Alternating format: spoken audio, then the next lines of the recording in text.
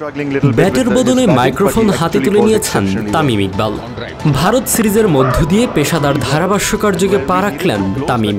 নতুন পরিচয়ে দেখতে পাওয়া তামিম এই ধারাভাষ্য দিয়ে কত টাকা পাবেন তা নিয়ে জল্পনা কল্পনার শেষ নেই। ধারাভাষ্য এমন একটি পেশা যার মাধ্যমে একটি ম্যাচ থেকেই আয় করা যেতে পারে 20 লাখ টাকারও বেশি, আর একটি টুর্নামেন্ট থেকে আয় করা সম্ভব কোটি টাকাও। তবে এটি কেবল সম্ভব হতে পারে এ গ্রেডের ধারাভাষ্যকারদের জন্য। এক্ষেত্রে তামিম কোন গ্রেডের তা এখনো অবধি জানা যায়নি। তবে তামিম এখন আর শুধু অতিথি ধারাভাষ্যকার নন, এমনই খবর দেশীয় গণমাধ্যমগুলোর। আর এই খবর অনুযায়ী তামিম এখন ধারাভাষ্য দিয়ে পাবেন অর্থ। ধারাভাষ্যের জন্য কোনো স্থির বেতন নির্ধারণ করা হয় না। কোনো ম্যাচ বা সিরিজের ধারাভাষ্যকার মূলত নির্ধারিত হয় ওই ম্যাচ বা সিরিজের সম্প্রচারকারী প্রতিষ্ঠানের মাধ্যমে। তারাই চুক্তির মাধ্যমে ধারাভাষ্যকারের পারিশ্রমিক নির্ধারণ করে থাকে।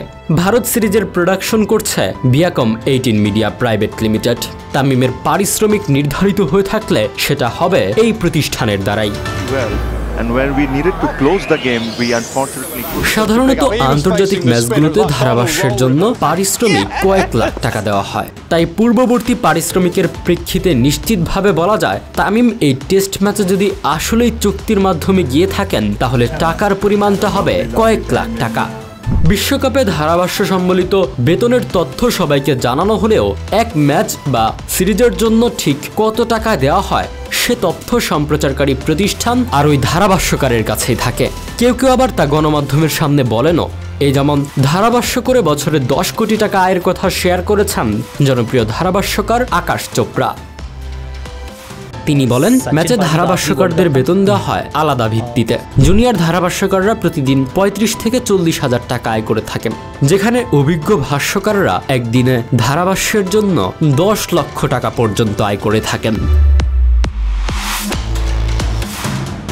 একজন ধারাভাষ্যকার বাছাইয়ের আগে তার ক্রিকেট সম্পর্কীয় তুখোড় জ্ঞান, ইংরেজি বলার দক্ষতা এবং জনপ্রিয়তা সহ আরও বেশ কিছু বিষয় দেখা হয়ে থাকে। তামিম ইকবালের এ সব কিছুই অনেকটা ঠিকঠাকই বলা চলে। তাই তার অনেক ভক্তই অবসরের পর তামিমকে স্থায়ীভাবে মাইক্রোফোন হাতেই দেখতে চায়।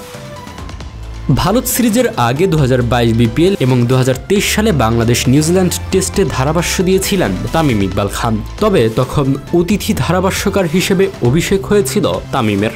এবার পুরোপুরি পেশাদার যুগে প্রবেশ করেছেন এই ক্রিকেটার। বাংলাদেশ ভারতের 2 টেস্ট ও 3 টি-20তে ধারাভাষ্য দেবেন এই ওপেনার। দেশে বিদেশে বাংলাদেশের খেলা হলে আতাহার আলী খান লাল সবুজের পতাকা বহন করেন। সেখানে মাঝে মধ্যে পাওয়া যায় শামীম আশরাফ চৌধুরীকে। তবে আইসিসি ইভেন্ট এবং বড় প্রোডাকশনের সঙ্গে কেবল আতাহার আলী খানই যুক্ত থাকেন। আর তামিম যদি স্থায়ীভাবে এই পেশাটিকে বেছে নেন তাহলে নিশ্চিতভাবেই বলা যায় আইসিসির ইভেন্টেও দেখা যাবে খান সাহেবকে।